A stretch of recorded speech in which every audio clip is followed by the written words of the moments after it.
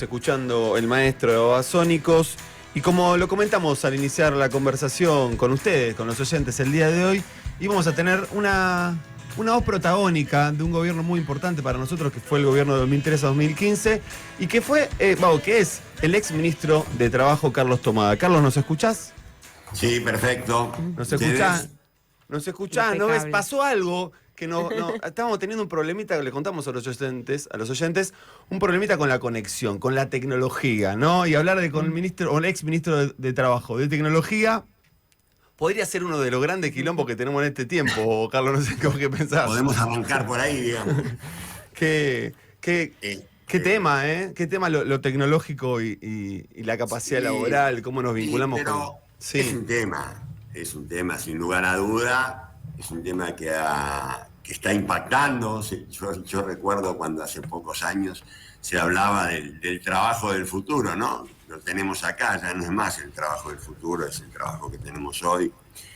Y creo que la cuestión de tecnología y trabajo que ha dado lugar a muchos litros de tinta, uy, qué viejo que soy, litros de tinta. No, suena bien, ¿A quién le suena importa bien. la tinta? No, Bueno, sigue importando, sigue importando. Entonces, me parece que ahora que ya lo estamos viendo, digamos, en vivo y en directo, el mundo impactado por la digitalización y por las nuevas tecnologías, me parece que hay que dimensionarlo, no negarlo, reconocer que es una realidad y que además impacta, pero me parece que hay que quitarle el dramatismo que tiene. A ver, lo que quiero decir es que se habla mucho de las nuevas tecnologías dañando el empleo, digamos, perjudicando a los niveles de empleo, cuando en realidad forma parte de una transición en la que ya estamos metidos y la cual se puede transitar de una manera o de otra. Digamos, se puede transitar de manera tal que haya políticas públicas que amortigüen el impacto de las nuevas tecnologías y que faciliten el trabajo, la reinserción, los derechos, los nuevos derechos, o se puede transitar utilizando a la nueva tecnología como un disciplinador social, como una amenaza, como cuidado que con la nueva tecnología te puedo echar 20 tipos y trabajar con uno solo. Me parece que eso da cuenta también entonces de que el debate alrededor del trabajo siempre, y más en estos tiempos, es un debate político. Es un debate en el cual estamos insertos, sin lugar a duda, pero que depende mucho del contexto en el que ese debate se lleve a cabo. Entonces, nosotros estamos atravesando un momento donde, además del impacto de las nuevas tecnologías, estamos observando un mundo que está reacomodándose, un mundo con una gran cantidad de incertidumbres, con un imperio, una potencia en decadencia y una multipolaridad nueva, un conflicto entre Oriente y Occidente que no conocíamos. En fin, podríamos seguir hablando de la crisis global, pero que titulémosla así. Además de la crisis global, tenemos una crisis política regional con un territorio en el que estamos insertos, que está sometido a disputa y con un presidente de Estados Unidos que interviene, como hacía mucho que no lo veíamos, y llegamos entonces después a la crisis en la Argentina, que tiene dos partes. Algunos problemas que son estructurales, que es el modelo de país, pero otro que tiene que ver con lo que ocurre en el día a día de los argentinos donde lo que está pasando con el trabajo tiene sus características, que son atravesadas por todo este panorama de crisis superpuestas, lo que lo hace mucho más dramático, pero con la realidad argentina agravada, porque tenemos un gobierno que, para decirlo rápido, le ha declarado la guerra a los trabajadores. Bueno, Carlos, yo igual de acá capaz que muchos te escucharíamos un rato largo, no te queremos interrumpir, pero al mismo tiempo, ¿sabes lo que nos pasaba a nosotros cuando te nombramos hace bastante, te queríamos entrevistar? Decíamos, ¿en qué anda Carlos Tomada? ¿No? Porque sería una voz muy interesante poder volver a pensar el trabajo, no de forma esencialista, no es por el trabajo en sí mismo, sino por la serie de cosas que lo atraviesan. Porque vos hablaste de geopolítica, de proyectos de vida, ¿no? De la tecnología como un disciplinador o al servicio del trabajo. Y pareciera que a veces esos temas como estamos en -10, ¿viste? Como que estamos muy discutiendo consignas y no podemos entrar a los debates que son sumamente serios. Primero hay que entrar incluso, ni siquiera te estoy diciendo por dónde salimos del laberinto. A ver, para entrar, puesto en escena el contexto que no podemos olvidarlo, porque si no uno va a terminar hablando de pececito de colores. Estamos atravesando un momento en la Argentina donde tenemos un gobierno que ha decidido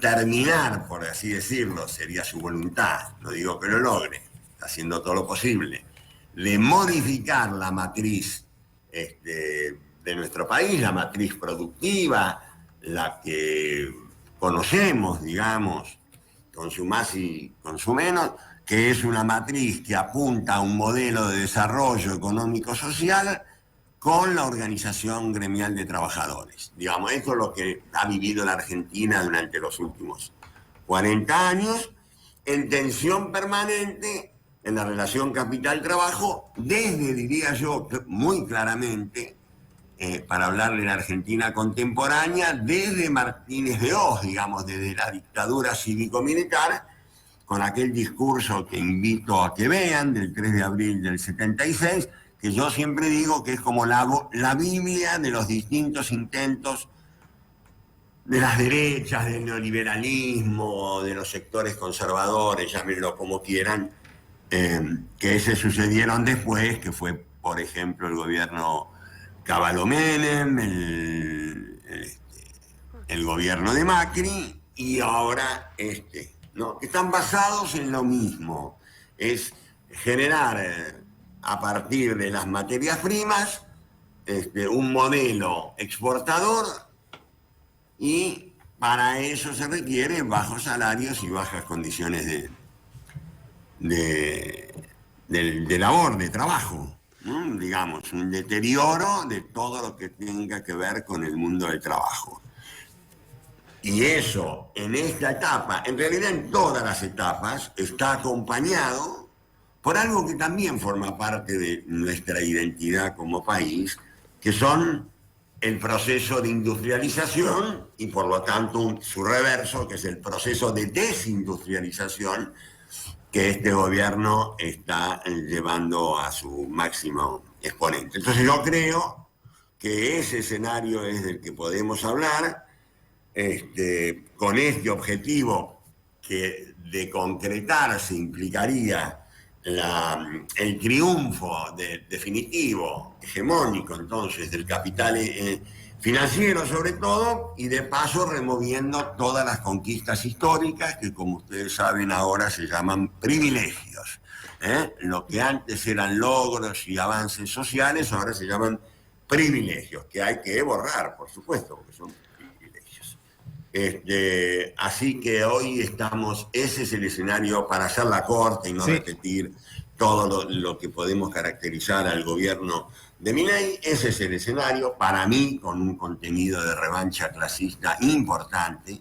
Yo no quiero dejar afuera eso, porque es una revancha que tiene que ver con terminar de una vez por todas con todos los proyectos que en la Argentina, mal o bien, mucho o poco, han modificado la distribución del ingreso. Si vos mirás una línea de tiempo y te fijás en qué momento se alcanzaron los niveles más altos, digamos el famoso 50-50 de distribución del ingreso entre capital y trabajo, te lo vas a encontrar con una foto del primer Perón, con una foto del segundo Perón o el tercero del 74-75 y con una foto de los 12 años de Néstor y Cristina. Esos fueron los 3 puntos, eso no quieren que vuelva nunca más. Y en eso, Carlos, vos decís que justamente en el intento de una matriz productiva, o entre comillas productiva, pero digo, agroexportadora y financiera,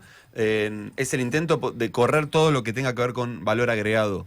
O sea, todo lo que tenga que ver con el trabajo humano de valor agregado es lo que se intenta concretar, que fue de Martínez de Oz, con sus variantes el menemismo también, pero esta es una nueva oleada con ese intento. Con Macri Milei, y de paso mencionémoslo juntos, que bien hacemos, porque ahora que están volviendo a juntar la Junta, vale la pena mencionarlo juntos. Efectivamente, es eso, porque han descubierto, entre otras cosas, que pueden hacer plata, que es el símbolo de la financiarización de la economía. Digo, han descubierto que pueden hacer plata con plata.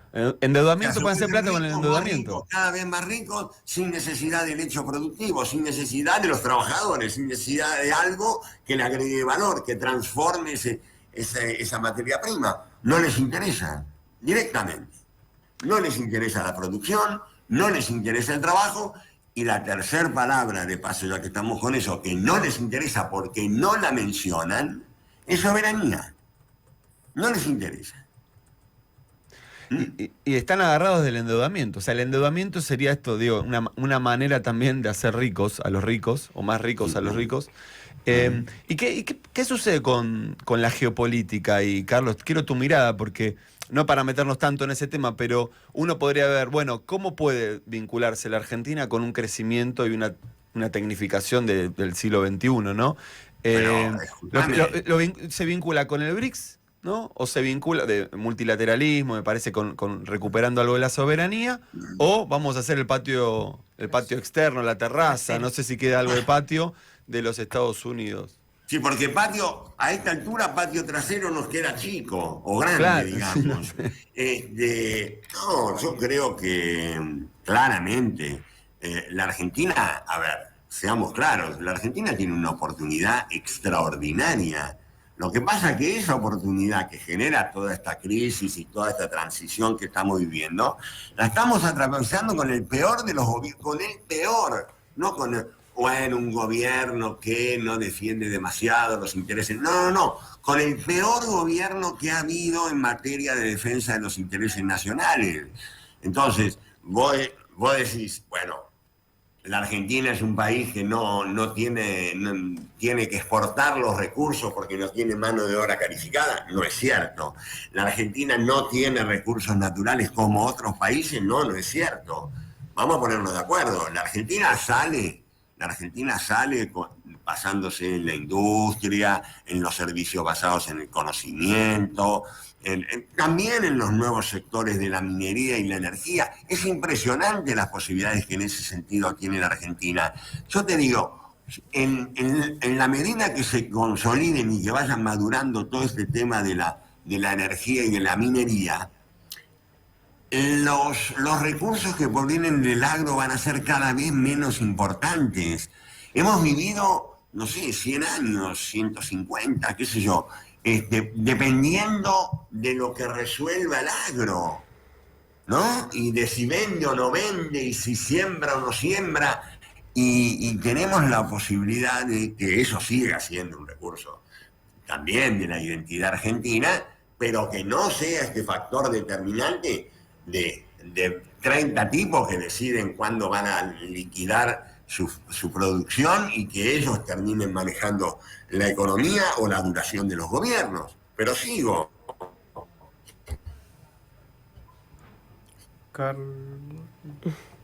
Hablábamos de la minería y la energía. Todo en materia de logística, y me dicen que no hay obra pública, que no hay trabajo, que se cae a pedazos los puestos de trabajo en la construcción.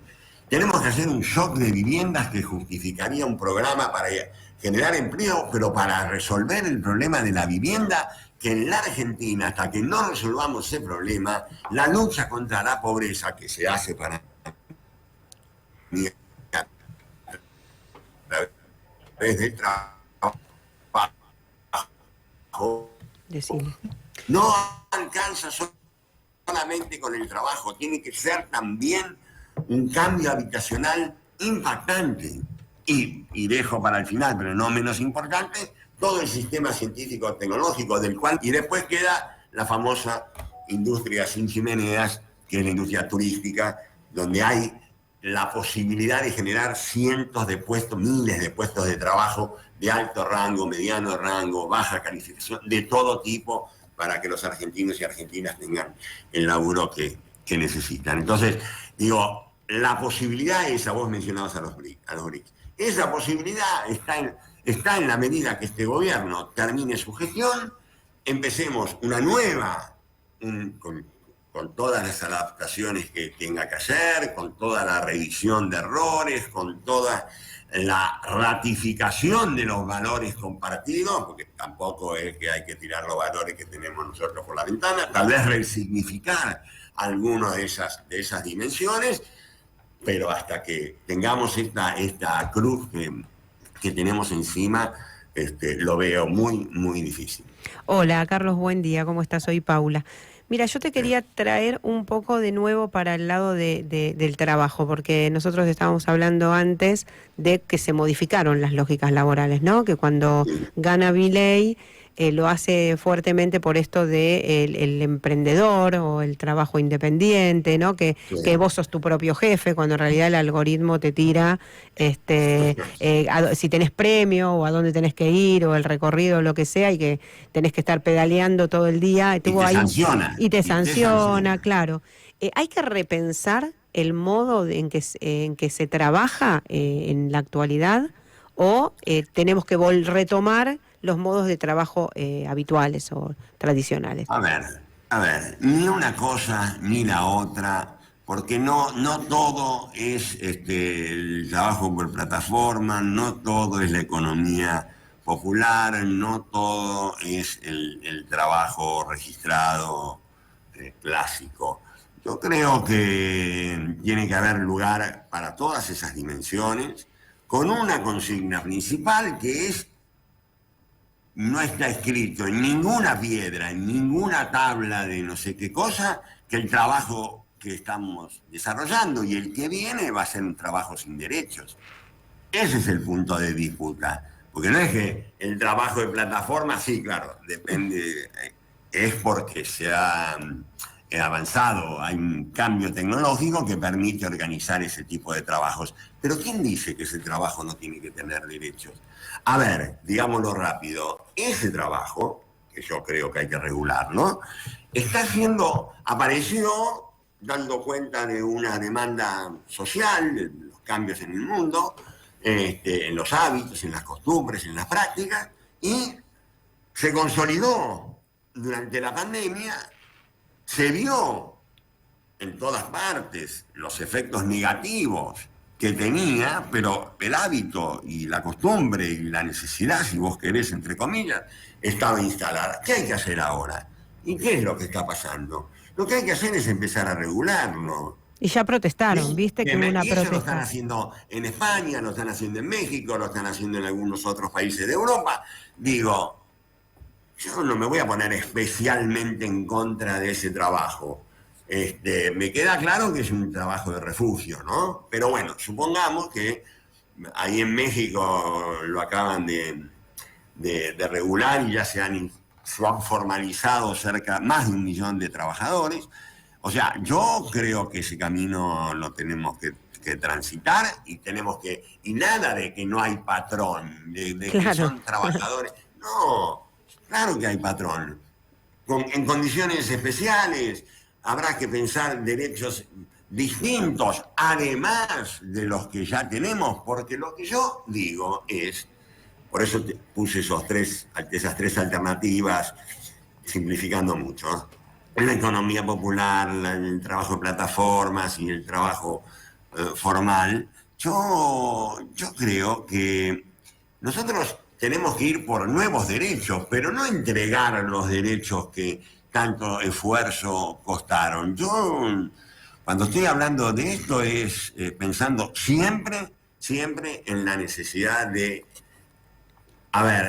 que no desaparezca el principio protectorio. Cuando Milei, porque lo ha dicho y lo dicen otros, cuando Milei dice que lo que pasa es que tiene que haber el trabajador y el empleador son dos personas iguales y que tienen que negociar entre ellos libremente sus condiciones de trabajo, se olvidan un dato que es inherente al capitalismo que él defiende, digamos, ¿no? Que hay una relación asimétrica absoluta entre unos y otros y por lo tanto no se resuelve mano a mano, se resuelve con organización, con reglas, si se quiere, consensuadas, pero con derechos. Y partiendo de la idea de que existe el principio protectorio a favor del trabajador, digamos. Eso me parece indiscutible. Carlos, entre líneas yo te estoy leyendo ahí que vos estás diciendo las plataformas y los derechos de los trabajadores es algo elemental, pero al mismo tiempo no nos olvidemos de la economía que hace crecer a un país. Digo... No. Todas hacen crecer el país, todas forman parte. Queremos nosotros, queremos que nuestra economía integre a todos. Al final de cuentas, la economía sirve para eso, ¿no? Para generar trabajo. ¿Cuál es el sentido de la economía por sí misma, digamos? Por eso el país que imagina Milei, cuando dice que quiere volver a 100 años atrás, es precisamente un país que yo no quiero volver para atrás.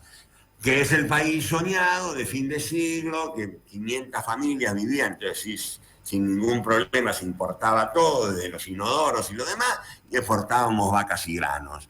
Y después andaban por los conventillos o por la pampa, los gauchos, los inmigrantes, todos muertos de hambre. Yo no quiero esa Argentina.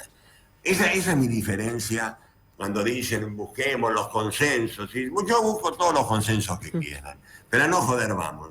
La Argentina es un país donde la producción industrial, donde el trabajo con derecho, donde la soberanía es algo que nos importa y que hace a la vida cotidiana.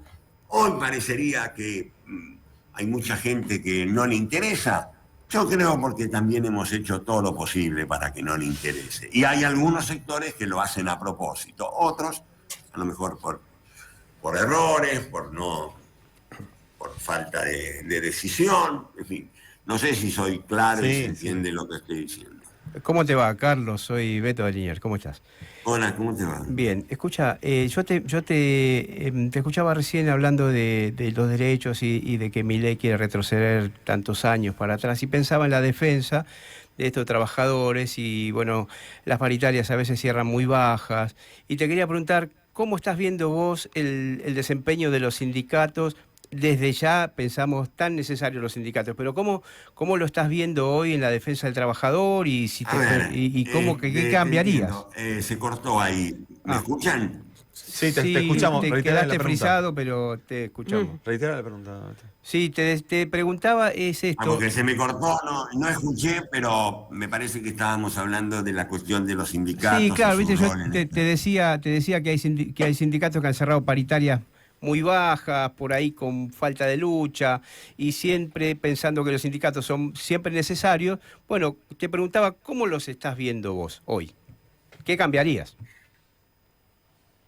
Mira, a ver, los sindicatos, para mí, primero, y vos también lo dijiste, me alegro, yo creo que los sindicatos son instituciones en nuestro país que han sobrevivido a ofensivas sistemáticas y permanentes, que han cometido errores, ha habido defecciones de algunos de ellos, que ha habido enormes gestas de los trabajadores recientemente y creo que es cierto que hay algunos que no han mostrado la combatividad que podría requerir. El escenario actual no es propicio para eso.